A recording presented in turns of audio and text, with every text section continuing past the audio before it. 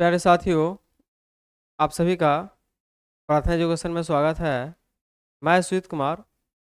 आज हम लोग स्टार्ट करेंगे न्यू चैप्टर एसी मशीन में ही मोटर। क्या स्टार्ट करने वाले हैं? मोटर। पिछले क्लास में हम लोग जनरेटर को बहुत अच्छे तरीक़ा से देख लिए। अभी जनरेटर में और कुछ था, है ना, लेकिन आपका जो सिलेबस है और जो एग्ज़ाम का पैटर्न है उसके अकॉर्डिंग इतना एनफ है। आज हम स्टार्ट करेंगे डीसी मोटर को, और मोटर में भी हम उतना ही ले चलेंगे जहाँ तक आपका क्वेश्चन टैकल हो जाए, ठीक है। तो और इसके बाद फिर हमारा ट्रांसफार्मर चलेगा, फिर इंडक्शन चलेगा, जो कि आपका पूर्ण सिलेबस है, फाइनल ईयर का पूर्ण सिलेबस है, ठीक है, और जो ही आपका एग्जाम में पूछ रहा है। तो हेडिंग लगाएंगे हम लोग डीसी मोटर। क्या लगाएंगे हम लोग?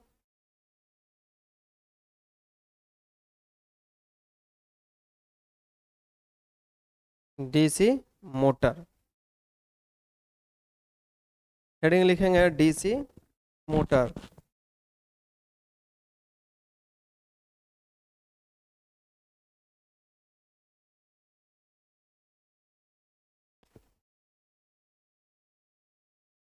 DC motor. Motor. DC motor.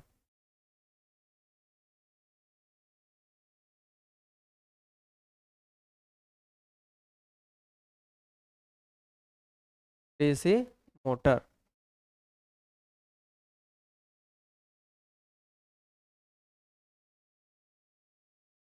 DC motor. तो देखिए, हम आपको बताए थे कि जनरेटर क्या करता है और जनरेटर क्या है। देखिए, जनरेटर का कंस्ट्रक्शन जिस प्रकार से देख चुके हैं, पढ़ चुके हैं, वही कंस्ट्रक्शन इसमें मोटर का होगा। किस मटेरियल का बना है वो भी आपको पहले ही बता चुके हैं। यानी कंस्ट्रक्शन जो हम पढ़ाए हैं आपको डीसी मशीन करके, दैट मीन्स वो टोटल का टोटल आपका डीसी मोटर में काम आ जाएगा। जो वाइंडिंग भी देखें वो टोटल काम आ जाएगा, ठीक है। एक ही चीज़ होता है दोनों में। जब हम क्वेश्चन का प्रैक्टिस करवाएंगे तो थोड़ा हम और क्वेश्चन लेके आएंगे, प्रैक्टिस करवाएंगे। अभी हम थ्योरेटिकली बात करेंगे। तो अब हम देखेंगे मोटर के बारे में, ठीक है। तो मोटर है क्या, करता क्या है, और उसके बारे में हम लोग देखने वाले हैं, ठीक है। उसका वर्किंग प्रिंसिपल क्या होता है, ठीक है। तो डायरेक्ट हेडिंग लिखेंगे आप लोग वर्किंग प्रिंसिपल, डायरेक्ट, ठीक है। वर्किंग प्रिंसिपल, या ऐसे समझ लीजिए कि डीसी मोटर जो है वो करता क्या है भाई। तो यह एक इलेक्ट्रिकल मशीन है। डीसी मोटर क्या है जी? इलेक्ट्रिकल मशीन है। लिख लीजिएगा, मोटर के बारे में लिखिए।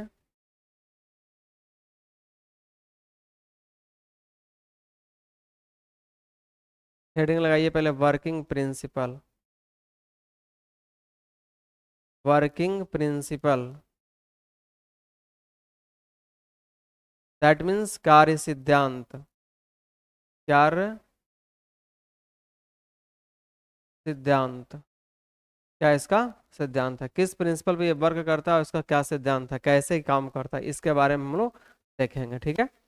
तो देखिए, आप लोग नोट करते भी चलना है।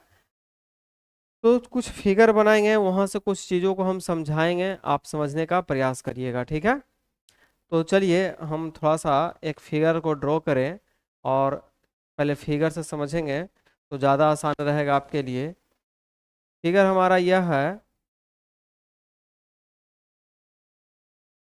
एक पोल है।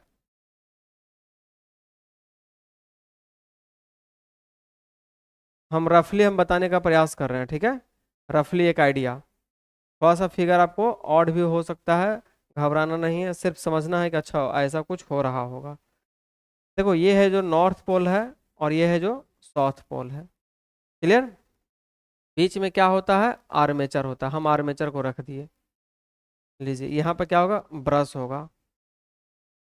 ये पॉजिटिव ब्रश होगा और ये निगेटिव ब्रश होगा। ये पॉजिटिव, ये निगेटिव, ठीक है। अब ध्यान से देखिए, आपको मालूम है कि जब नॉर्थ पोल है, ये साउथ पोल है, तो आपको मालूम है कि नॉर्थ से फ्लक्स साउथ की ओर जाता है। ये फ्लक्स पास कर रहा है। फ्लक्स का थोड़ा सा हम अदर, ये हो गया फ्लक्स।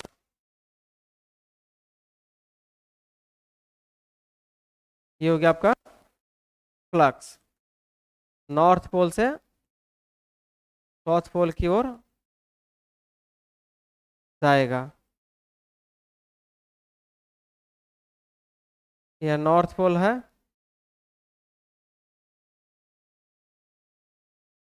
ठीक है, और ये कहाँ जा रहा है? साउथ पोल की ओर जा रहा है। ध्यान से देखिएगा, हम सिर्फ अभी ये फिगर बताए हैं आपको कि बीच में आर्मेचर होता है और फ्लक्स नॉर्थ से साउथ की ओर जा रहा होता है। क्लियर? अब ध्यान से कि आपको मालूम है ये आर्मेचर है तो इसमें कुछ कंडक्टर होगा। क्या होगा इसमें? कुछ कंडक्टर होगा। मान के चलिए इसमें एक कंडक्टर, ये जो रेड कलर वाला हम दे रहे हैं ना, वो कंडक्टर है, बाइंडिंग किए हैं।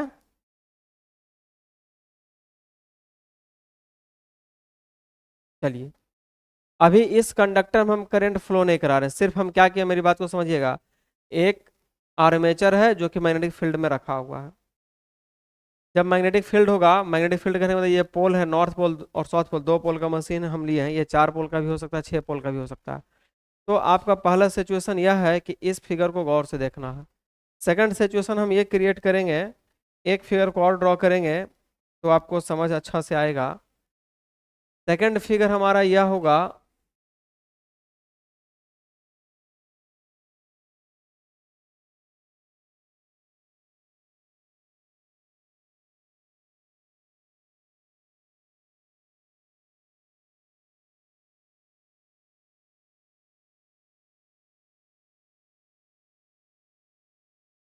फिगर आप लोग भी ड्रॉ करिएगा।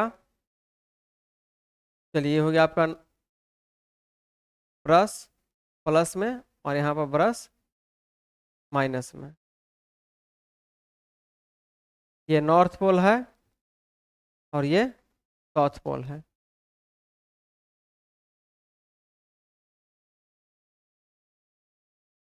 अभी जो हम इसमें बताएं आपको कि कंडक्टर है, यानी नौ ये इस ध्यान से देखना, ये नॉर्थ पोल पे कंडक्टर का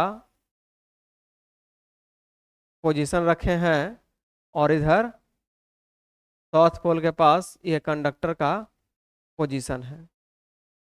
क्लियर? अब आपको मालूम होना चाहिए कि कंडक्टर है तो इसमें कुछ करंट जाएगा। क्या जाएगा? करंट जाएगा।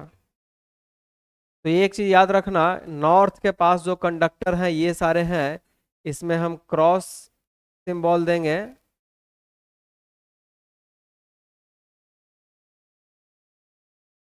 और जो साउथ के पास है उसमें हम डॉट देंगे। डॉट क्रॉस देने से आप समझ रहे होंगे कि डॉट का मतलब होता है current out of the page, cross का मतलब होता है इनटू द पेज। हम बेसिक में आपको बता चुके हैं, मैंने मैग्नेट पढ़ाया तो उसमें बताए थे। तो जिनको ये सब नहीं आ रहा होगा समझ में ना, वो क्या करिएगा, मैग्नेट जाके एक बार जरूर देखिएगा।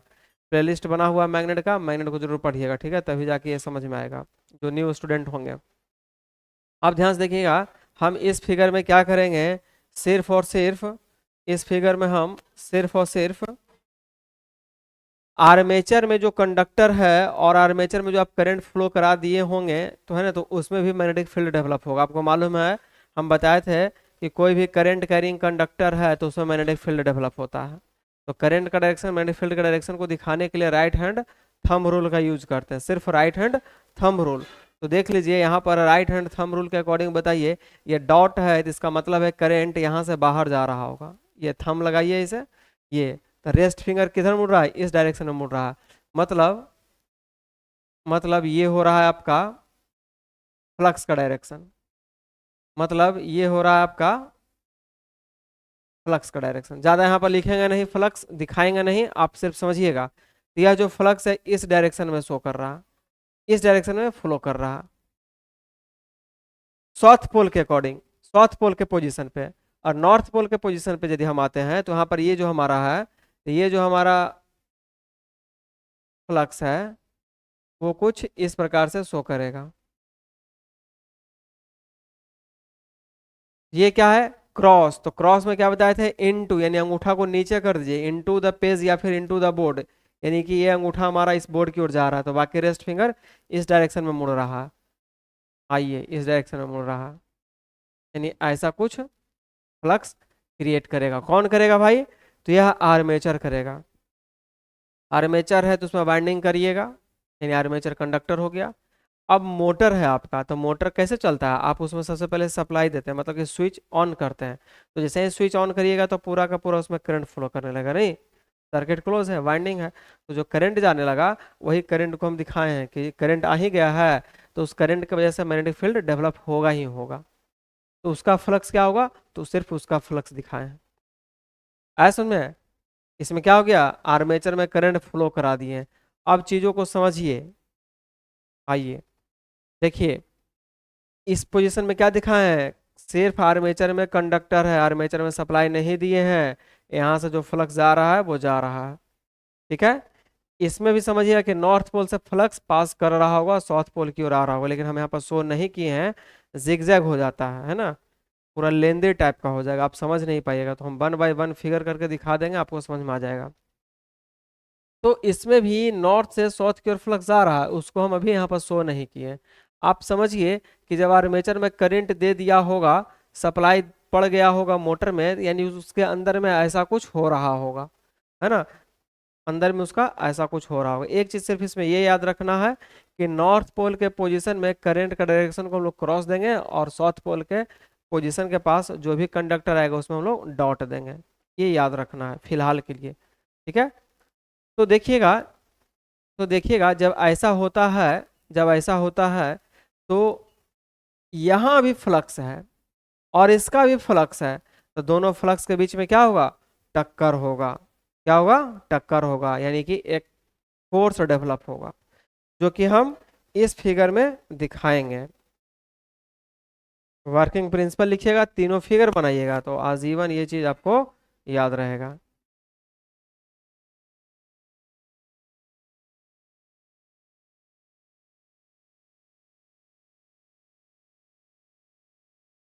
एक फिगर और ड्रॉ कर लेंगे आप लोग।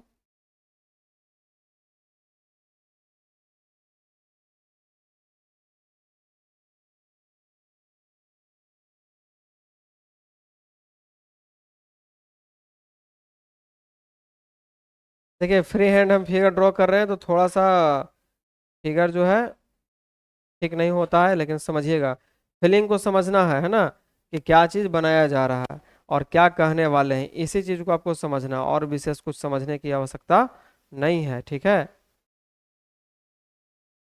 ये ब्रश हो गया पॉजिटिव एक्सिस, और ये ब्रश हो गया जाएगा निगेटिव वाला, ठीक है। आपको इसमें दिखाया गया कि यहाँ कंडक्टर है,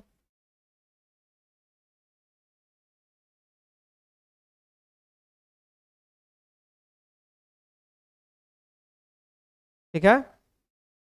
आइए, ये आपका नॉर्थ पोल है और ये आपका साउथ पोल है, और नॉर्थ से साउथ की ओर फ्लक्स जा रहा है, नॉर्थ पोल से साउथ पोल की ओर फ्लक्स जा रहा है।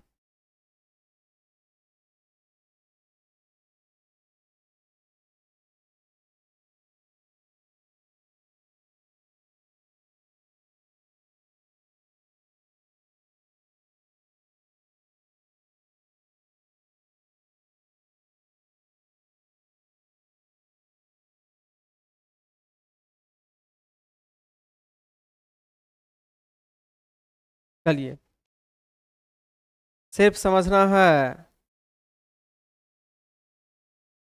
उसके बाद आपको लगेगा कि हाँ इसके अंदर में कुछ ऐसा होता है जो हम सीख गए, ठीक है।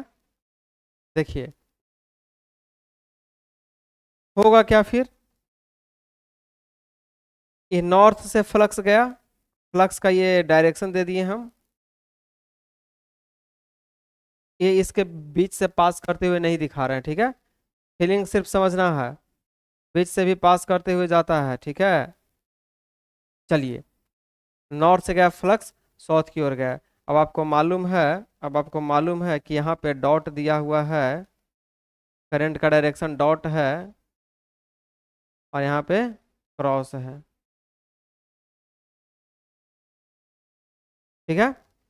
तो देखिएगा अब क्या होगा कंडक्टर पे, तो देखिएगा, अब मेरी बात को समझिएगा, हम क्या बताए थे आपको फिर से समझ लीजिएगा। कोई भी करंट कैरिंग कंडक्टर है, तो उस कंडक्टर में फ्लक्स आ जाएगा, यानी फ्लक्स डेवलप हो जाएगा। तो हम बताए थे कि फ्लक्स का डायरेक्शन और करंट का डायरेक्शन कैसे बतलाएंगे, तो बतलाए थे एक right hand thumb rule. Right hand क्या बोलता था कि राइट हैंड को ऐसे फैलाएंगे और ये थंब जो है आपका करंट का डायरेक्शन के, तो रेस्ट फिंगर फ्लक्स का डायरेक्शन बतलाएगा। इसको अल्टरनेटली हम लोग चेंज भी करते हैं कि यदि आपका ये करंट का डायरेक्शन हो जाएगा तो फिर अंगूठा फ्लक्स का शो करेगा, फ्लक्स का डायरेक्शन हो जाएगा। आगे चलेंगे तो हम लोग देखेंगे इन सब चीज़ों को। अब बात को समझिएगा, ये जब ध्यान से थोड़ा साइड में, ये आपका कंडक्टर है, इसमें जब आप करंट दिए हो तो इस कंडक्टर में फ्लक्स सेटअप कर गया। अब इसको तुम उठा करके कहाँ रख रहे हो, मैग्नेटिक फील्ड में रख रहे हो, तो वहाँ भी फील्ड है यहाँ भी फील्ड है। तो आपको मालूम है कि जैसे ही दो फील्ड आता है तो दोनों में टक्कर होता है, यानी फोर्स डेवलप होता है। तो अब बात करेंगे हम लोग जो फोर्स होता है उसको हम लोग कैसे मालूम करते हैं, तो आपको बताए थे, यहीं पर हम बताए थे आपको कि Fleming left hand rule use करिएगा। फ्लेमिंग लेफ्ट हैंड रूल से उस फोर्स की दिशा को हम लोग ज्ञात करते हैं। फोर्स का दिशा कैसे हम लोग ज्ञात करेंगे, तो फ्लेमिंग के बाएं हाथ का नियम से। तो बाएं हाथ का नियम क्या बोलता है, आप अपने तीनों उंगलियों किस प्रकार फैला दीजिएगा कि ये जो तर्जनी है फ्लक्स को शो करेगा, यह मध्यमा है जो करंट को शो करेगा, और थंब जो है फोर्स को शो करेगा। हम पहले ही मैग्नेट में ये पढ़ा चुके हैं, हम आपको स्टार्टिंग में बताए थे कि मैग्नेट का कॉन्सेप्ट अच्छा होना जरूरी है, तब मशीन समझ में आएगा, अदरवाइज मशीन समझ में नहीं आएगा, नहीं तो फिर आपको लेंदी लगेगा। जैसे ही आपका समझ में आ जाएगा यदि मैग्नेट, तो इतना इंटरेस्ट इसमें आएगा कि इसके अंदर क्या हलचल हो रहा है वो बिल्कुल आपको समझ में आ जाएगा। इसलिए ध्यान से इसको देखना है। तो ध्यान से देखिए, हम ये बताना चाह रहे हैं कि इसमें जो फोर्स लगेगा तो फोर्स का डायरेक्शन कैसे होगा, तो ध्यान से देखिएगा, यहाँ पर कौन सा फोर्स लगाएगा, यहाँ पर कौन सा फोर्स लगाएगा, कैसे लगेगा। तो देखिए ये डॉट है, तो डॉट का मतलब क्या बताया हम, out of the page, current का डायरेक्शन है ना। ध्यान से देखिएगा, ये नॉर्थ से फ्लक्स जा रहा है, साउथ की ओर जा रहा है, तो इस पोजीशन पे हम फ्लेमिंग लेफ्ट हैंड रूल लगाना चाहेंगे। फ्लेमिंग लेफ्ट हैंड रूल, तो अपने हाथों को कॉपी के पास रख लीजिएगा इस पोजीशन पे, और ये देखिएगा ये तीन उंगली को मोड़ लेना है। देखिए ये आपका इस दिशा में फ्लक्स दिशा को शो कर रहा है ना, और अंगूठा ऊपर कर रहा है, ध्यान से देखना है, और एक बीच वाला उंगली को निकालना है, मध्यमा को। तो मध्यमा देखिएगा ये डॉट है तो आउट ऑफ द पेज होता है, यानी कि आपके पेज से ये बाहर जा रहा है। ध्यान से, अब हम बिल्कुल यहाँ पर सेटल हो गया है ना। सिर्फ साउथ पोजीशन पे बात कर रहे हैं, इस पोजीशन पे ये डॉट है जो करंट को शो कर रहा है, तो करंट बाहर जा रहा है, फ्लक्स नॉर्थ से साउथ जाता है, यानी फ्लक्स को शो करता है, फ्लक्स डायरेक्शन में मेरा उंगली है, ये उंगली भी मेरा करंट का डायरेक्शन में है। ये उंगली कहाँ दिखाई दे रहा है, ऊपर की ओर। यह उंगली क्या दिखाई देता है, फोर्स को, यानी इसका मतलब है कि इस दिशा में हमको फोर्स लगेगा, इस दिशा में हमको क्या करेगा, फोर्स लगा देगा। आया समझे। तो जब साउथ के पोजीशन पे फोर्स इस दिशा में लग रहा है, तो यहाँ पे फोर्स इस दिशा में लगेगा, तभी ना इसको घुमा पाएगा। अब मान के चलिए कि एक फोर्स यहाँ लग रहा है, यहाँ भी एक फोर्स ऊपर लग जाएगा, तो ये घूम पाएगा नहीं, ये ऊपर ऐसे चला जाएगा। इसको क्या करना है, घुमाना है। तो घूमेगा, एक फोर्स इस डायरेक्शन में लगा, दूसरा फोर्स इस डायरेक्शन में लगेगा, तो इस डायरेक्शन में अपने मन से भी नहीं लगाएंगे, यहाँ पर भी हम Fleming left hand rule apply करेंगे। तो कैसे अप्लाई करेंगे, तो इस पोजीशन पे आइए, यहाँ पर फ्लेमिंग लेफ्ट हैंड रूल लगाइए। तो देखिए ये अंगूठा तो इस डायरेक्शन में है, बहुत अच्छा, सॉरी अंगूठा नहीं, ये तर्जनी, फोर फिंगर जिसको बोलते हैं, फ्लक्स दिशा में है, लेकिन करंट को भी फॉलो करना है। तो करंट डॉट नहीं है, क्रॉस है, क्रॉस का मतलब क्या होता है, इनटू द पेज। इसका मतलब है कि ये बाहर जो हमारा उंगली था ये नीचे जाएगा, यानी कि ऐसे कर देंगे। ध्यान से देखना, ये उंगली हमारा फ्लक्स की दिशा में दिखाई दे रहा है, और मध्यमा जो है इसके भीतर जा रहा है, ऐसा डायरेक्शन में रखना है। तो अंगूठा देखेंगे नीचे की ओर आ रहा है, अंगूठा किधर जा रहा है, नीचे की ओर जा रहा है। नीचे का मतलब यहाँ पर फोर्स लगेगा, जो अभी हम बताए कि एक फोर्स इस डायरेक्शन में लगा तो दूसरा इस डायरेक्शन में लगेगा। तो इस डायरेक्शन में कैसे लगेगा, तो यहाँ पर भी हम लोग Fleming left hand rule apply कर देंगे। बात समझ में आई। तो यदि ऐसा हो रहा है ना, तो इसको ऐसे इस प्रकार से घुमा देगा, इस प्रकार से क्या करेगा, घूमना स्टार्ट कर देगा, जिसको हम लोग क्या बोलते हैं, एंटी क्लॉक बाय डायरेक्शन में घूम गया, क्लॉक बाय में नहीं, आर्मेचर किधर घूमेगा, एंटी क्लॉक बाय डायरेक्शन में। बात समझ में आई। तो इसी सिद्धांत पे ये वर्क करता है, मतलब एक फोर्स उत्पन्न हो गया। और फोर्स का दिशा कैसे ज्ञात करते हैं, तो फ्लेमिंग लेफ्ट हैंड रूल से करते हैं। फोर्स का मान क्या होता है, तो F is equal to B I L sine theta बताए थे। यही प्रक्रिया है, इसी प्रक्रिया के तहत आपका मोटर वर्क कर जाता है। ये इस प्रकार से व्यवस्थित है कि इसका सेंटर ये है, तो इस सेंटर से कुछ डिस्टेंस भी होता है। ये सेंटर है, मान लो इस सेंटर से यहाँ का रेडियस आर है, ये फोर्स लग रहा है, तो फोर्स और रेडियस को हम मल्टीप्लाई करते हैं तो हमारा टॉर्क उत्पन्न होता है ना। फोर्स इंटू परपेंडिकुलर डिस्टेंस, ये दोनों को मल्टीप्लाई करते हैं तो टॉर्क होता है ना। और उसको क्या करता है, घुमाता है, जिसको बोलते हैं बल आग घूरना। आगे चलेंगे तो इन सारे चीज़ों को हम लोग देखेंगे। तो आप पहले फर्स्ट ऑफ ऑल क्या करिएगा, ये दोनों फिगर को, ये तीनों फिगर को पहले ड्रॉ करिए, ठीक है। कार्य सिद्धांत लिखेंगे, ये तीनों फिगर लिखेंगे, और यह तीनों फिगर ही अपने आप में सब कुछ बयां कर जाएगा। और जो बताएं इसी को लैंग्वेज में लिखना है, अपने भाषा में लिखना है, ठीक है। तो जल्दी से पहले इस फिगर को बनाइए।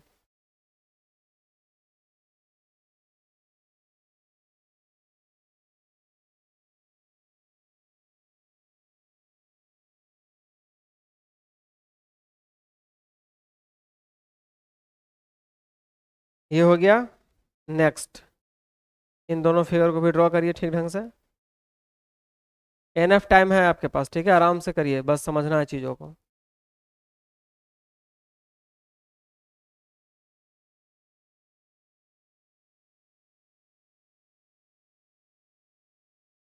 चलिए हो गया, आगे चलें। चलिए, हम लोग पढ़ क्या रहे हैं, मोटर। क्या पढ़ रहे हैं, motor.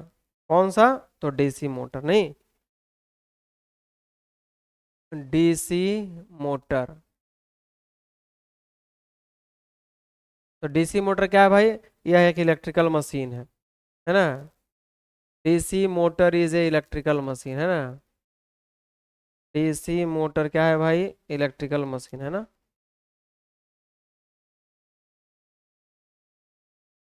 Is electrical, is an electrical machine, electrical machine which convert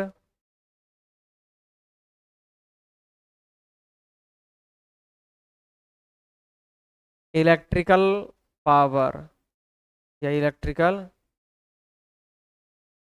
energy into mechanical energy.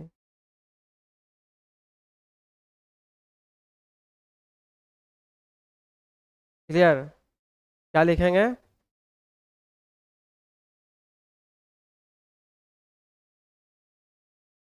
DC motor,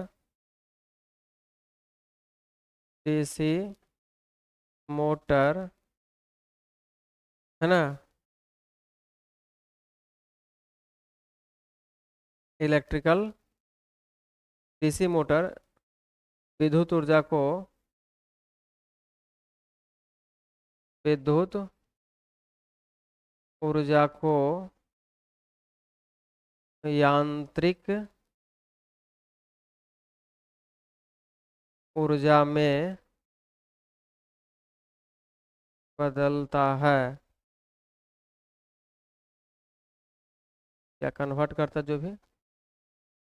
DC motor क्या करता है भाई, तो डीसी मोटर विद्युत ऊर्जा को यांत्रिक ऊर्जा में बदलता है। डीसी मोटर क्या है, एक इलेक्ट्रिकल मशीन है जो क्या करता है, तो विद्युत ऊर्जा को यांत्रिक ऊर्जा में कन्वर्ट करता है, इलेक्ट्रिकल एनर्जी को मैकेनिकल एनर्जी में करता है।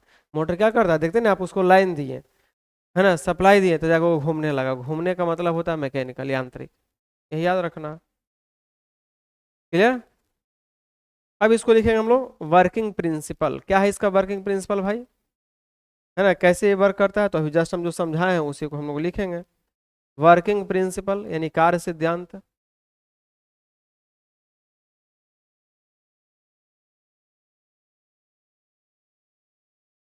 वर्किंग प्रिंसिपल दैट मीन्स कार्य सिद्धांत।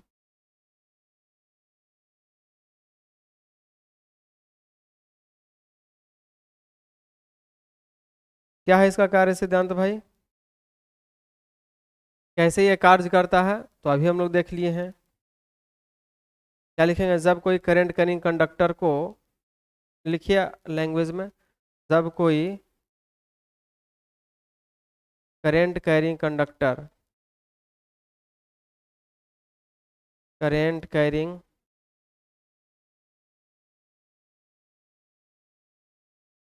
कंडक्टर को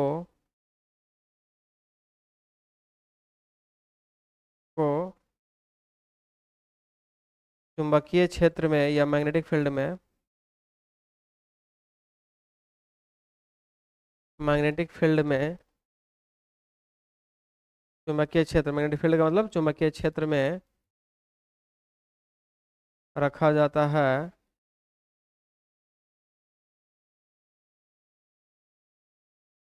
जाता है, तो उस कंडक्टर पे,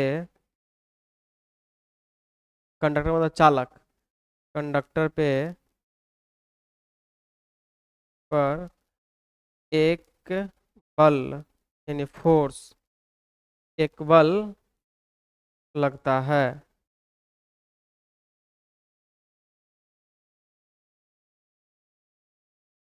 उस बल का मान, या लिखना उस बल का दिशा, यानी फोर्स का है ना दिशा, डायरेक्शन, दिशा और मान उस बल का दिशा फ्लेमिंग लेफ्ट हैंड रूल से, फ्लेमिंग लेफ्ट हैंड रूल से ज्ञात करते हैं, ज्ञात करते हैं। ध्यान दें, जब कोई करंट कैरिंग कंडक्टर को मैग्नेटिक फील्ड में रखा जाता है तो उस कंडक्टर पे एक बल लगता है ना, जिसके कारण वह मूव करने लगता है, और इस बल का जो दिशा है वो फ्लेमिंग लेफ्ट हैंड रूल से दिखाया जाता है। और बल का जो मान होगा, है ना, द मैग्नीट्यूड ऑफ फोर्स, यानी कि बल का जो मान होता है, मैग्नीट्यूड फोर्स, यानी उस बल का जो मान होगा वो क्या हो जाएगा, F is equal to P I L sine theta. याद रखना है, ये क्या हो जाएगा, P I L sine theta.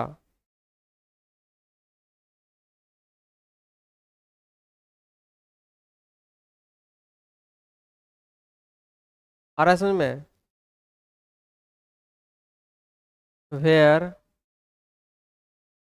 जहाँ बी को क्या बोलते हैं भाई, तो flux density, flux, magnetic flux density, flux बोलते हैं। तो यहाँ पर मैग्नेट का चर्चा किया जा रहा है, ठीक है, ऐसा नहीं कि इलेक्ट्रिकल समझ लेना। मैग्नेटिक फ्लक्स डेंसिटी, तो इसका जो यूनिट क्या होता है, क्या चाहिए, तो वेबर पर मीटर स्क्वायर। अच्छा, इसको और क्या बोलते हैं, और इसको बोलते हैं टेस्ला। ये यूनिटवा बहुत बार पूछता है भाई, इसको याद रखिएगा आप लोग। आई, करेंट, किस चीज में, एम्पियर में। L, length of conductor, length of conductor. आया समझ में?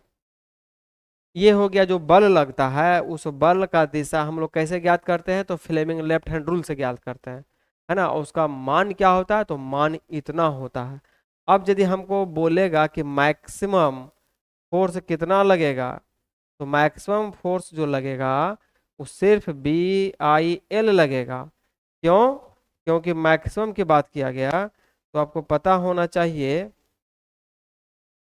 पता होना चाहिए कि मैक्सिमम में साइन का वैल्यू, साइन थीटा जो लिखे उसकी मैक्सिमम वैल्यू क्या होती है, एक होती है, नहीं, मैक्सिमम वैल्यू एक होता है, तो यहाँ पर एक पुट कर दिए, इसलिए एफ मैक्स लिखे मैंने। मैक्सिमम फोर्स कितना लगेगा, तो बी आई एल सिर्फ लगेगा, इतना न्यूटन, इतना न्यूटन लगेगा, है ना।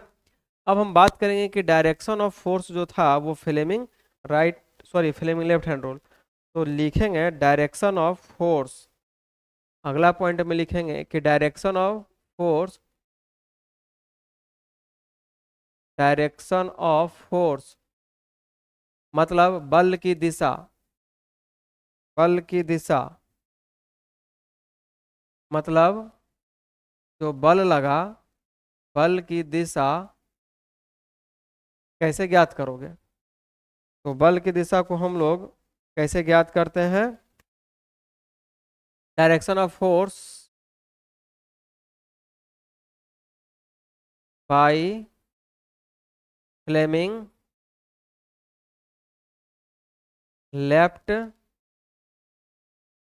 Hand rule. किससे? तो फ्लेमिंग लेफ्ट हैंड रूल से। तो फ्लेमिंग लेफ्ट हैंड रूल क्या बोलता है? तो अपना लेफ्ट हैंड को इस प्रकार से फैला देंगे कि यह फोर फिंगर को दर्शाएगा, थंब को दर्शाएगा, और ये करंट को दर्शाएगा। दैट मीन्स ये फोर फिंगर किस चीज को? तो फ्लक्स को। फोर फिंगर किसको? फ्लक्स को, यानी फाई। मध्यमा करंट को, आई। और थम बल को, यानी एफ। आ रहा समझ में? ना समझ में आए तो पुनः बनाइए और बार बार लिखिए, तब समझ में आएगा। ये फोर फिंगर है, फ्लक्स को बस इतना ही याद करना है, फोर्स को, करेंट को। आया समझ में? बस यही तो है फ्लेमिंग लेफ्ट हैंड रूल। समझ में आ रहा है? तो इस सिद्धांत पे आपका मोटर वर्क करता है। क्लियर? अब हम देखेंगे कि जब मोटर में लाइन दे दिया गया है, लाइन हम लोग ऐसे बोल देते हैं अपने लैंग्वेज में, बोल चाल में, लेकिन हम बोलेंगे सप्लाई दिया गया है ना। तो देखते हैं कब उसके अंदर क्या हलचल हो रहा है। यहाँ तक तो समझ में आ गया। आगे बढ़ते हैं। ध्यान से देखिए, ध्यान से समझिए, कुछ है नहीं, नोट करिए इसको। यहाँ से नोट करिए, डीसी मोटर लिख है, फटाफट नोट करिए।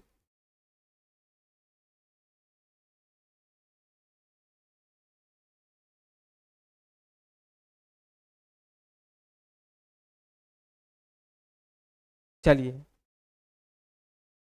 नोट हो गया? पॉज करके नोट करते चलना है। अच्छा, यहाँ पे इतना न्यूटन लिख लीजिएगा, इतना न्यूटन का बल लगता है ना। आगे चले, लेफ्ट हैंड रूल देख लिए। चलिए, अब जो है हेडिंग लगाइएगा, अब जो है हेडिंग लगाइएगा बैक ईएमएफ।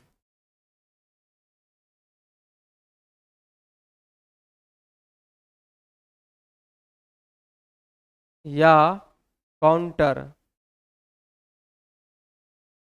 ईएमएफ, एक ही बात। काउंटर ईएमएफ बोलिए या बैक ईएमएफ बोलिए।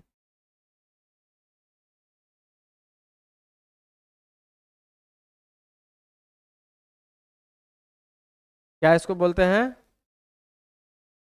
बैक विद्युत वाहक बल।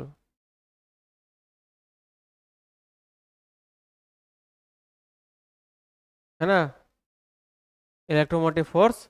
उसी प्रकार से उसको हम लिख सकते हैं क्या चीज? Counter EMF. नहीं, बात समझ में आ रहा है?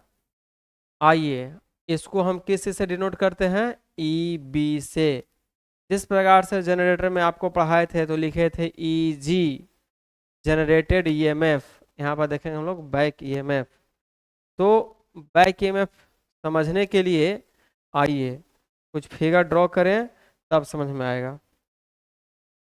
आपको मालूम है कि जब हम सर्किट पढ़ रहे थे तो इस प्रकार से आपको बताए थे कि एक सिंबॉलिक रिप्रेजेंटेशन लगाइएगा, आपका आर्मेचर शो कर जाएगा। देखिए, जनरेटर जब हम पढ़ते थे, है ना, तो यहाँ पे हम लोग लोड लगाते थे ऐसे, LOAD। नहीं, यहाँ से सप्लाई निकलता था, इस लोड को देते थे, हम लोग यूज करते थे। लेकिन जब आप पढ़ेंगे मोटर तो ये लोड नहीं लगेगा। क्या किया जाएगा मोटर में? मोटर में आप खुद देते हो क्या? तो सप्लाई, तो करंट का डायरेक्शन इधर हो जाएगा। मोटर आपको नहीं दे रहा, ध्यान से, क्या मोटर को आप दे रहे हो, यहाँ से क्या दोगे? वोल्टेज। यहाँ से क्या दोगे? वोल्टेज, तुम दोगे वोल्टेज। करंट यहाँ से आएगा, यहाँ से होते हुए अंदर जाते हुए। चीजों को समझना है, बहुत आसान है। अब बहुत आसान हो जाएगा सिलेबस। जो बेसिक देना था आपको दे दिए, अब हम फटाफट चलेंगे, आपको एकदम खटाखट याद हो जाएगा। देखिए, तो ध्यान से देखना, ये हो गया सप्लाई दिए तो सप्लाई वोल्टेज। अब यह आर्मेचर है तो इसके अंदर बाइंडिंग है, कुछ ना कुछ उसका रेसिस्टेंस है, आर ए, रेसिस्टेंस हो गया आर्मेचर का, यह आर्मेचर का कुछ करंट हो गया। यहाँ पे ईजी ना लिख के ईबी लिखेंगे। क्या लिखेंगे? ईबी। ईबी बेचारा जाना चाहेगा ऊपर, ध्यान से देखना है। और लेकिन लेकिन ये जो भी है यानी सप्लाई वोल्टेज, वो आना चाहेगा नीचे। यानी यहाँ पर जो, ध्यान से देखो, अब ईबी क्या है जो समझ में आ रहा है? Back EMF. जनरेटेड ईएमएफ कैसे होता था? तो उसको जैसे घुमाओगे, देखो कितना इंटरेस्टेड चीज है, एक ही मशीन में जनरेटिंग एक्शन और मोटरिंग एक्शन साथ साथ होता है। अब बताओ, इसमें तुम सप्लाई नहीं दिए हो तो ये कुछ नहीं बचा रहा, ऐसे सिंबल ऐसे खड़ा है, इसके ऊपर इसके नीचे मैग्नेट है, 2 पोल का हो सकता है, 4 पोल का हो सकता है। तुम जैसे ही सप्लाई दे दोगे तो करंट जाएगा, पहले से फ्लक्स है नॉर्थ पोल और साउथ पोल का, तुम जैसे ही सप्लाई दिए हो तो उसमें करंट गया, वहां पर भी फ्लक्स डेवलप हो गया, दोनों फ्लक्स टक्कर होगा, फोर्स लगेगा, सब ढेर सारा वहां पर कंडक्टर, सब कंडक्टर में फोर्स लगेगा, उसको इस प्रकार से अरेंज किया गया कि एकदम उसको घुमा देगा, जिसको हम लोग टॉर्क बोलते हैं। आगे चलेंगे तो टॉर्क देखेंगे, पहले यहाँ पर तो समझ लें। तो जैसा ही वो मूव किया, तो मूव किया तो यहाँ पर ईजी जो होता था P5 ZN/60 है, तो वही ईजी यहाँ पर जी हटा के बी लगा देना है, बैक ईएमएफ, है ना। तो देखिए, एक तो इसमें जो है सब कुछ उसके वजह से हो रहा है, एक यहाँ से सप्लाई दे रहा हो वो भी हो रहा है ना। तो यहाँ पर क्या होता है, नेट जो वोल्टेज होता है यहाँ पे डिफरेंस होता है, हमेशा याद रखना है, ध्यान से देखना है। बैक ईएमएफ हम समझा रहे हैं, बैक बैक ईएमएफ समझा रहे हैं, चीजों को समझ जाइएगा। अच्छा, आइए थोड़ा सा अब इसका हम इक्विवेलेंट सर्किट ज़्यादा देखें। इक्विवेलेंट सर्किट देखें तो आप ऐसा देख सकते हो, हम यह लगाएंगे कि आर्मेचर का कुछ रेसिस्टेंस होगा जिसको आर ए से डिनोट किए, और आर्मेचर में बैक ईएमएफ हुआ, ये इसको हम लोग क्या बोलेंगे? E B. चीजों को समझिए। और यहाँ पर ब्रश लगा हुआ, तो ब्रश का कुछ वोल्टेज होता है जिसको हम लोग बोलते हैं ब्रश ड्रॉप, हम बताए थे, कुछ न्यूमेरिकल्स भी कराए थे इस पे।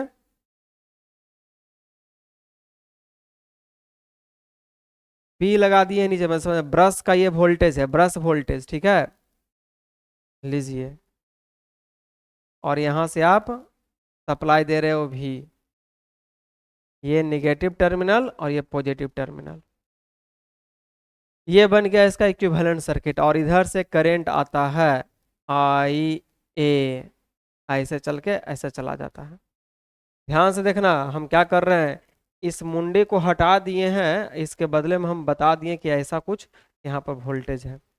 बैक ईएमएफ, इसका टर्म नीचे, ये नीचे वाला लाइनिंग को हम लोग ग्राउंड बोलते हैं, इसलिए निगेटिव रखते हैं, और जस्ट इसके ऊपर चले जाएंगे वो पॉजिटिव हो जाता है, ठीक है।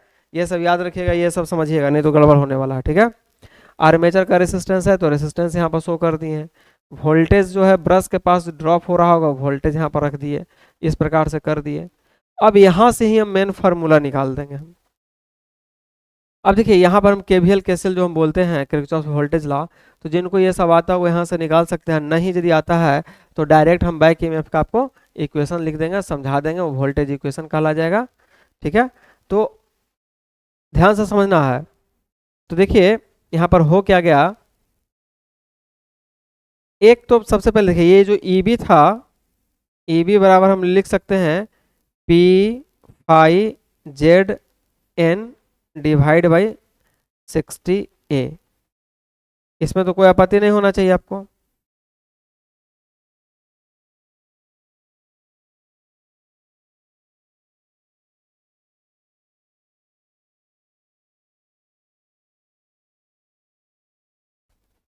आया समझ में? ये हम ईबी को दिखाए हैं, बैक ईएमएफ। तो जो बैक ईएमएफ का फॉर्मूला यहाँ पर देख रहे हैं, जो जनरेटेड ईएमएफ का फॉर्मूला देखे थे, दोनों सेम होगा, कोई अंतर नहीं होगा। आया समझ में? जैसे ही सप्लाई दी होती क्या कर जाएगा, ये क्या कर जाएगा, ये घूम जाएगा, घुमा देगा इसको। मोटर ही नहीं करता है जी, घुमा दिया उसको। तो ध्यान से देखिएगा यहाँ पे, यानी कि ये जो सप्लाई वोल्टेज तुम दिए हो, ये जो सप्लाई वोल्टेज दिए हो तुम, ये जो सप्लाई वोल्टेज दिए हो, तो V is equal to formula हो जाएगा, V is equal to formula हो जाएगा E B plus I A R A plus V B. नहीं समझा? यहाँ से जो वोल्टेज तुम देगो, यहाँ से जो तुम देते हो वो किसके बराबर हो जाएगा, तो यह वोल्टेज और यहाँ पर जो ड्रॉप होगा उस ड्रॉप को निकाल लो। ड्रॉप का मतलब वोल्टेज ही, यहाँ से करंट आ रहा है, यहाँ से रेजिस्टेंस, इन दोनों को मल्टीप्लाई करो और ये ई बी, इन सभी को जोड़ोगे ये इसके बराबर हो जाएगा। इसको हम लोग बोलते हैं वोल्टेज इक्वेशन। क्या बोलते हैं? Voltage equation.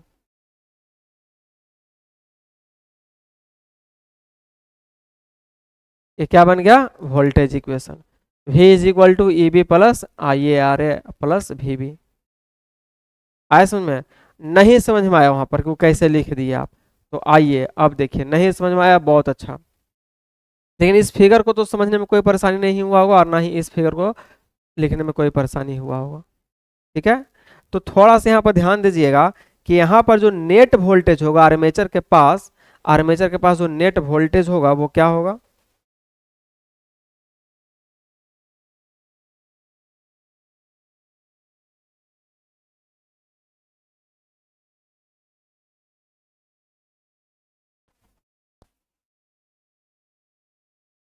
नेट वोल्टेज,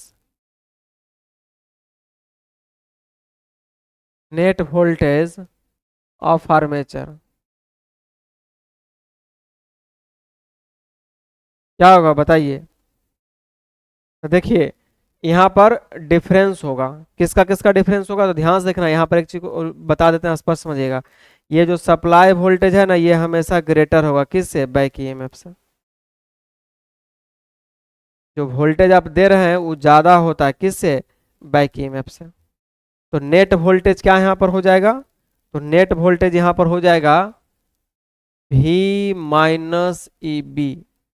बहुत ही रोचक यहाँ पर है, ध्यान से समझना। V माइनस ई बी, ये कहाँ पर हो गया?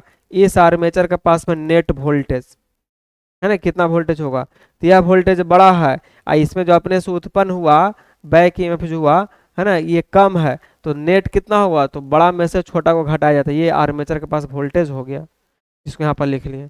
सेकंड पॉइंट में यह लिखेंगे कि armature current,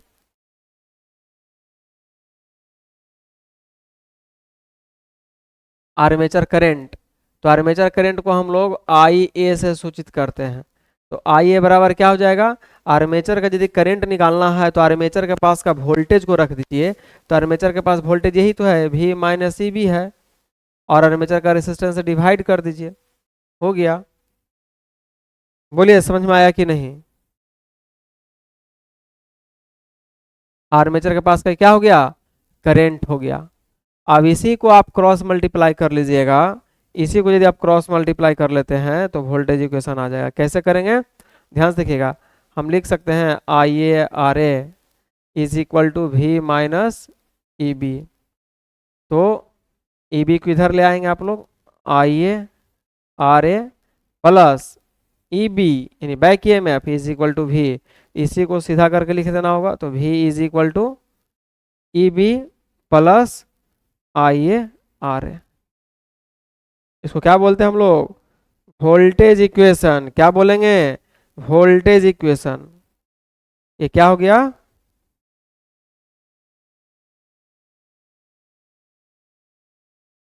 voltage equation of motor, motor. और जनरेटर वाला में देखते होंगे आप लोग तो उल्टा आता था, नहीं? अभी दिखा देंगे वो भी। ये लिख लेना है वोल्टेज इक्वेशन। ये क्या हो गया? सप्लाई वोल्टेज ई बाई एक ईएमएफ, आर्मेचर का करंट, आर्मेचर का रेजिस्टेंस, इतना क्या होगा? वोल्ट होगा। आया समझ में? तो रोचक क्या है? तो यहां से है, इंपॉर्टेंट है। ठीक है, देखिए यहाँ पर जो हम लिखे हैं इक्वेशन और अभी जो इक्वेशन लिखे हैं दोनों में आपको नजर आ रहा है। यहाँ पर देखिए सर वी भी गायब कर दिए हैं। तो एक्चुअली में यदि आप न्यूमेरिकल्स बनाइएगा, कभी कभी क्वेश्चन आता है, इसको इक्वेशन 1 मानना है, ठीक है। तो ब्रश वोल्टेज देगा तो ब्रश वोल्टेज को वहां पर कंसिडर करना होगा। लेकिन हम मान लेते हैं कि if brush voltage are neglect, यहाँ पर मान लिया neglect, if brush voltage are neglect, तब क्या हो जाएगा, V is equal to E B जोड़ आई ए आर ए। मैंने बहुत कम होता है ब्रश वोल्टेज, 1-2 वोल्ट होता है, तो उसको हम लोग क्या कर देते हैं, निगलेक्ट कर देते हैं। तब हम बोल देते हैं कि चलो भाई ये वोल्टेज आ जाएगा। आया समझ में? ये बहुत ही इंपॉर्टेंट है। हम जब भी बोलेंगे कि मोटर का बाइक ईएमएफ का इक्वेशन बता दीजिए, है ना, या फिर वोल्टेज इक्वेशन, तो यहाँ पर ध्यान दे देना है, नहीं तो गड़बड़ नहीं होना चाहिए। देखिए ये बाइक ईएमएफ अलग हो गया और ये इक्वेशन अलग हो गया, दोनों इक्वेशन दो चीज है। आ रहा है समझ में? चलिए पहले नोट करिए इतना। अच्छा ये तो हो गया था, बाइक ईएमएफ नोट करिए।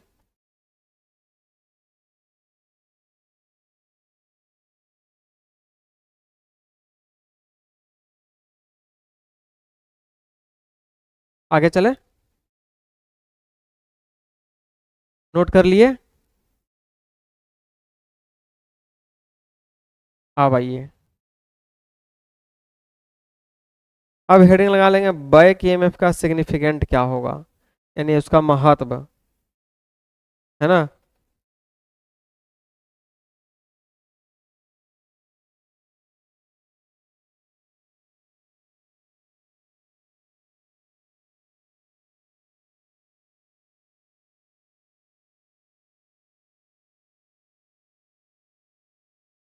सिग्निफिकेंट है ना of back EMF, back EMF का आपका महत्व हम बताने जा रहे हैं, ठीक है।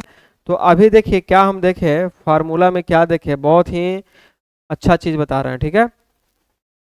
आई ए आर्मेचर का करंट क्या होगा, तो आर्मेचर करंट ये होगा V माइनस ई बी, इसी को बोलते हैं बैक ईएमएफ, है ना, और डिवाइड बाई आर ए। चलिए इसी प्रश्न से हम लोग यहाँ पे आगे बढ़ेंगे कुछ ना कुछ।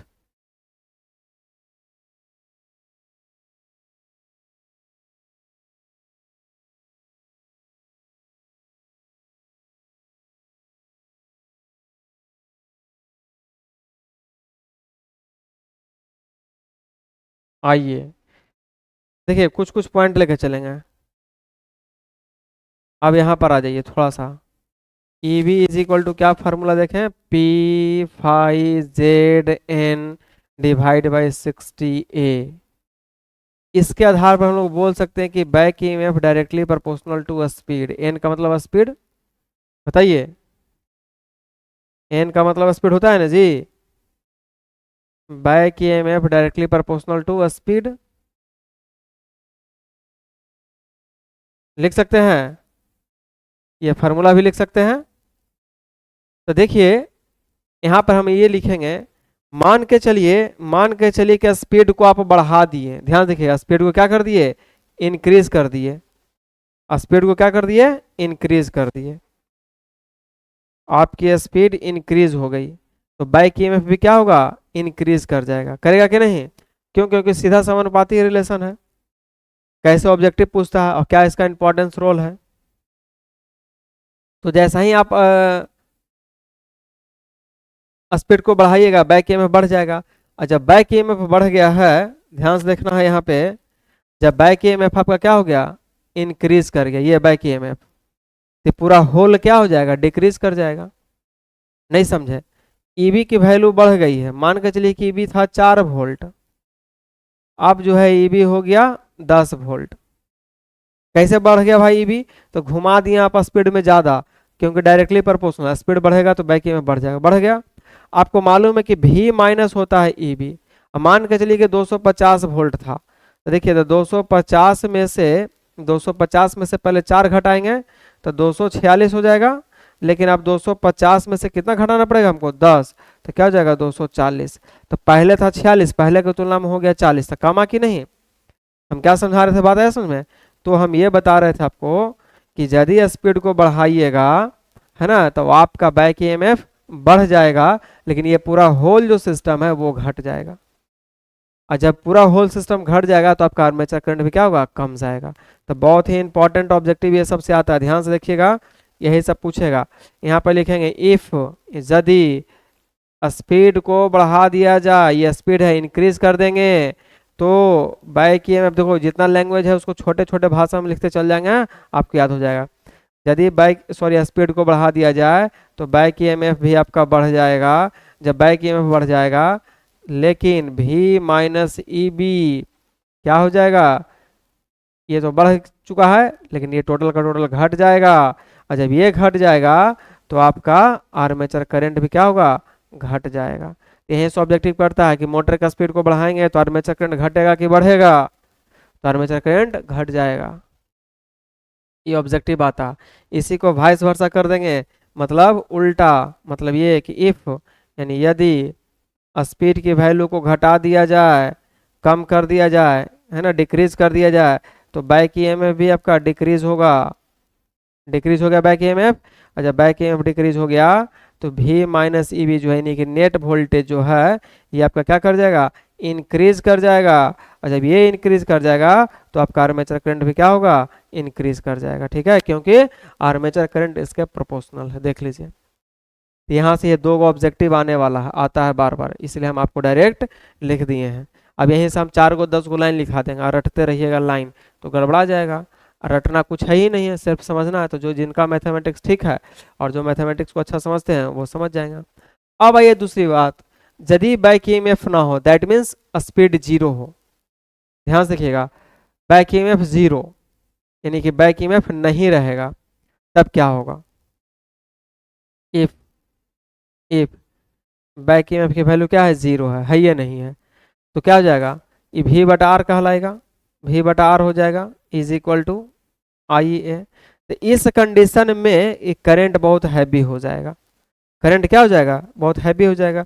पहले से कुछ देखो, इसमें से कुछ घट रहा है, अब घटना ही बंद हो जाएगा। 250 का 250 है, ऐसे ठीक ना है कि 4 वोल्ट भी घटा, 20 वोल्ट घटा या 10 वोल्ट घटा, कुछ ना कुछ तो बैकिंग में था, तो जिसके वजह से उसके वोल्टेज को कम किया था। अब है ये नहीं है तो क्या हो जाएगा, ये इकलौता हो जाएगा, कहेगा कि अब हम कम भी नहीं करेंगे, नहीं ये है तब नहीं कम जा रहा टोटल, ये बेचारा है ये नहीं, गायब हो गया, तो अकेले बचेगा, ये बचेगा तो सीना तान के चले के चलो लो अब हम हमारा वैल्यू बढ़ गया है ना।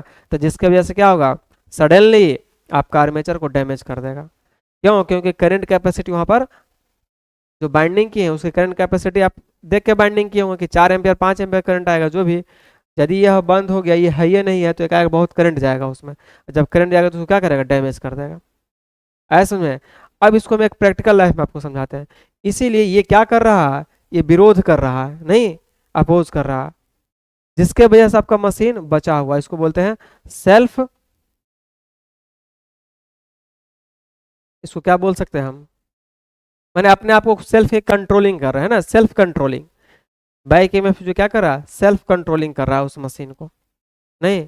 इसीलिए आपके भी जीवन में ना कोई ना विरोध करने वाला होना चाहिए। मशीन से रिलेटेड हम आपको लाइफ की बात बताते हैं। यदि आपको कोई अपोज करने वाला रहेगा, आपको दूसरे वाला रहेगा, टोकने वाला रहेगा, रोकने वाला रहेगा, तो मतलब आपको गलत रास्ते पे जाने नहीं दे रहा। अच्छा फलना ये कह दिया है, अच्छा हम करके दिखाएंगे, नहीं। यदि कोई कुछ बोलने वाला नहीं है तो बिल्कुल आप समझिए गलत डायरेक्शन में जाइएगा, क्योंकि आपको लगेगा कि जो हम कर रहे हैं अच्छा कर रहे हैं, है ना। इसीलिए रोकने टोकने के लिए एज ए गार्जियन का टाइप में मम्मी पापा हैं, फिर टीचर्स हैं, फिर दोस्त हैं, और फिर आपके लाइफ में एक इम्पॉर्टेंट लोग आ जाते हैं, है ना, जिसको हम लोग गर्लफ्रेंड बॉयफ्रेंड भी बोल सकते हैं। ऐसा में तीसरे एक एक बंदा होना चाहिए लाइफ में जो आपको रोक टोक करे, वो गार्जियन के रूप में माँ बाप, या फिर आपको टीचर्स भी हो सकते हैं, है ना। तब आपके लाइफ में क्या होगा, बर्बाद नहीं होगा, डिस्ट्रैक्शन नहीं होगा, है ना, मतलब आप सही डायरेक्शन में चलेंगे। मशीन से हम समझा दे रहे हैं आपको, तो मशीन भी उसी तरह से बिहेव करता है। ये बैक ईएमएफ आया है तो अच्छा है, किसके लिए, इस मोटर के लिए, और नहीं तो क्या हो जाता है, जल जाएगा। ऐसा हम एग्जाम्पल न्यूमेरिकल से बना के भी आपको दिखाएंगे। हम बहुत रोचक टाइप में सब्जेक्ट को हम पढ़ाते हैं, याद रखना। जितना मशीन है उसको हम एकदम पूरे लाइफ से जोड़ के बता देंगे और बिल्कुल आपको आसान लगेगा, ठीक है। और न्यूमेरिकल्स जो देखिएगा तो आपको लगेगा कि हाँ ये जितना भी हम बताए हैं, है ना, ये बहुत ही इंपॉर्टेंट है। ये सब आता है बैक ईएमएफ के बारे में। तो बैक ईएमएफ क्या है समझ में आ गया, कैसे सर्किट को ड्रॉ करेंगे वो समझ में आ गया है। पुनः एक बार फिर से देख लीजिए, बैक ईएमएफ ये हुआ, उसके बाद ये लिखिएगा,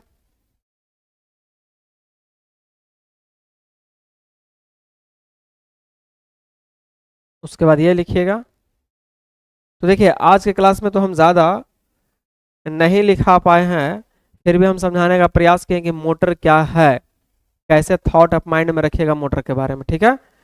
मोटर क्या करता है, तो इलेक्ट्रिकल को लेकर मैकेनिकल में कन्वर्ट करेगा, मैंने घूम जाएगा वो। तो धीरे धीरे भी हम स्टार्ट किए हैं, बैक ईएमएफ के बारे में समझा दिए हैं, स्पीड से कैसे उसका रिलेशन आएगा वो समझा दिए हैं। आगे चलेंगे हम लोग तो देखेंगे, वोल्टेज इक्वेशन भी बता दिए हैं, वोल्टेज इक्वेशन पावर इक्वेशन देखेंगे इसका भी हम लोग, फिर इसका टाइप्स देख लेंगे, फिर टॉर्क पे आ जाएंगे, है ना। टॉर्क भी देख लेंगे, 2-3 टाइप का इसमें टॉर्क होता है। उसके बाद जहाँ तक हमको लगेगा कि आपको यहाँ पर तक उचित है, एग्जाम में आ सकता है, जो बेसिक बात जानना चाहिए वो ज़रूर हम बताएंगे। और जहाँ पे लगेगा कि स्किप करना है, इसकी आवश्यकता नहीं है, ऐसे स्किप हम नहीं करते कुछ भी, लेकिन टाइमिंग थोड़ा कम है और इधर आपका क्लास भी बहुत सारा डिस्टर्बेंस हुआ है, तो उस टाइमिंग के वजह से हम वही टॉपिक देंगे आपको कि जो एग्जाम में क्वेश्चन पकड़ा जाए, ठीक है। तो अभी ये सब बेसिक ही चल रहा है आपका, आपका ट्रांसफार्मर अभी चलेगा, और जब इंडक्शन मशीन पर हम आ जाएंगे, सिंक्रोनस मशीन पे आ जाएंगे, तब जाके आपका पूरा का पूरा कंप्लीट हो जाएगा। क्लियर। तो आज का क्लास हम यहीं तक रखेंगे, हमें उम्मीद है कि आपको बहुत अच्छे तरीके से समझ में आया होगा। यदि समझ में नहीं आता है आप ज़रूर कमेंट बॉक्स में लिखिए, आपका कमेंट का हमें इंतज़ार रहता है। आप अपने दोस्तों के बीच में, अपने फ्रेंड के बीच में इस क्लास को ज़रूर शेयर करिए, हम इंतज़ार करेंगे आपका। और एक लाइक ज़रूर दबाइएगा आप लोग, बहुत मेहनत लगता है आपके क्लास बनाने में, हम उम्मीद करते हैं आपको पसंद आ रहा होगा, ठीक है। तो मिलते हैं हम अगले क्लास में आगे का लेक्चर लेकर के। थैंक यू, जय हिंद।